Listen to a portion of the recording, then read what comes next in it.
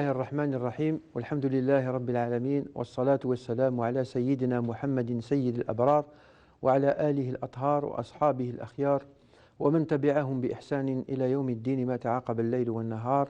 Chères auditrices, chers auditeurs, chers compatriotes installés, que ce soit à l'étranger ou en Algérie, bon Ramadan. Et nous allons continuer dans les causeries religieuses que nous avons établies pour ce mois-ci, pour parler aujourd'hui, Inch'Allah, sur un thème très important qui est l'évocation de Dieu subhanahu wa ta'ala, ou dhikrullahi subhanahu wa ta'ala. Comme vous le savez, la récitation du Coran ou l'invocation du nom de Dieu subhanahu wa ta'ala relève d'un signe qui démontre l'attachement du musulman à son Seigneur. Pourquoi ? Parce que la première des exigences qui ont été établies dans notre foi musulmane, après la croyance en Dieu subhanahu wa ta'ala et son prophète, c'est l'amour attribué ou confirmé par nous-mêmes ou par chacun de nous envers la divinité subhanahu wa ta'ala. Rasulullah sallallahu alayhi wa sallam, dans un hadith, l'a bien expliqué en disant « La yu'minu ahadukum حتى يكون الله ورسوله أحب إليه من ولده ووالده والناس أجمعين.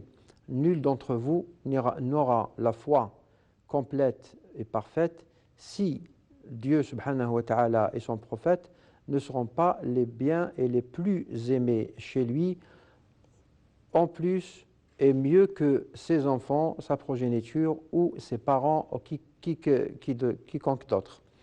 Donc l'invocation de Dieu subhanahu wa ta'ala relève d'un signe qui démontre l'attachement et l'amour qu'on affiche et qu'on garde soigneusement à l'intérieur de nos âmes et nos esprits envers Dieu. Parce que quand on aime une personne, on ne cessera pas de réfléchir et de penser à elle. On arrivera même à essayer de lui faire des cadeaux.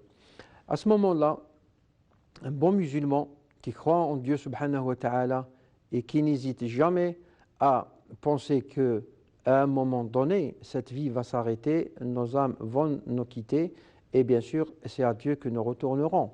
À ce moment-là, il faut bien préparer pour ce voyage certains ravitaillements avec lesquels on pourra peut-être franchir la barrière de la malédiction et de la chute envers les mauvais sorts.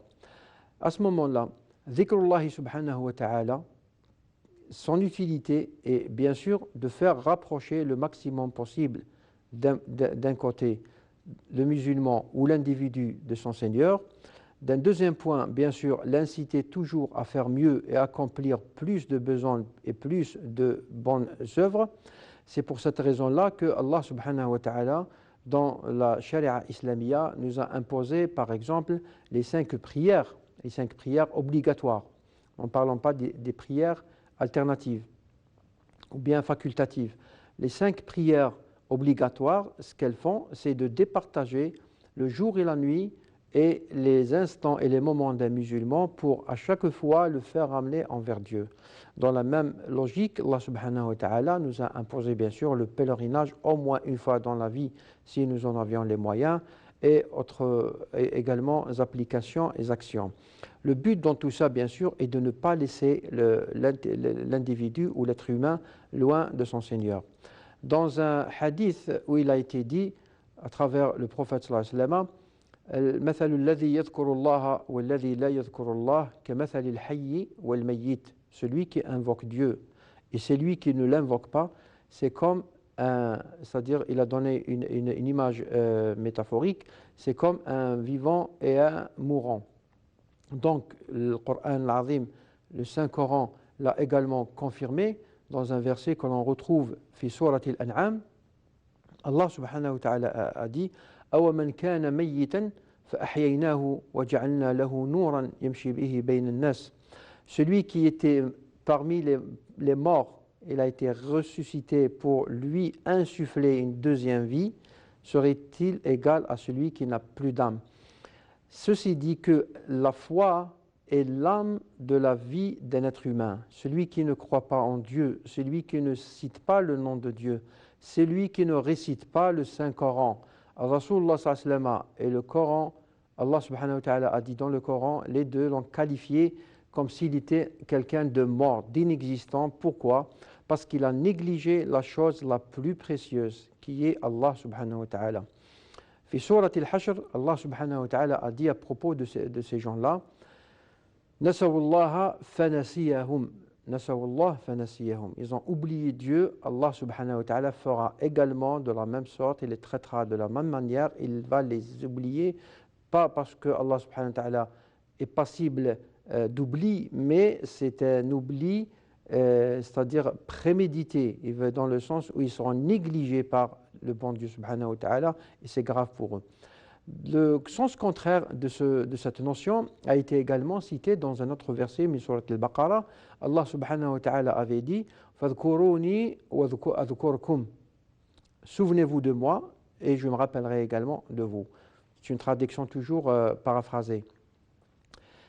Ceci dit bien sûr que si vous êtes toujours attaché au bon Dieu, vous le trouverez toujours devant vous, parce que vous avez signé votre acte de présence à tout moment avec lui. Donc il n'y a pas eu ni d'absence, ni d'abstraction, ni également d'égarement. Pourquoi?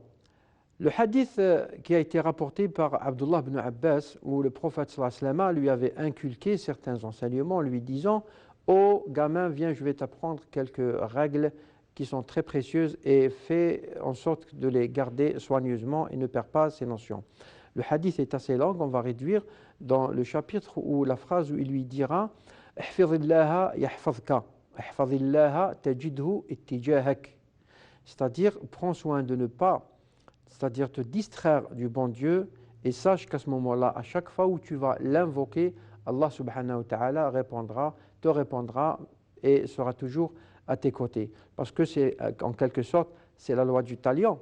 Si vous-même vous avez négligé le bon Dieu, n'espérez jamais que le bon Dieu viendra à votre secours dans les moments difficiles, parce qu'il vous traitera de la même manière. Le Coran a rappelé cette, si vous voulez, état d'âme ou cette situation et ces circonstances dans plusieurs versets. On ne peut pas les citer tous à la fois, mais en passant en revue les sourates du Saint-Coran, vous allez retrouver des situations où il a été raconté.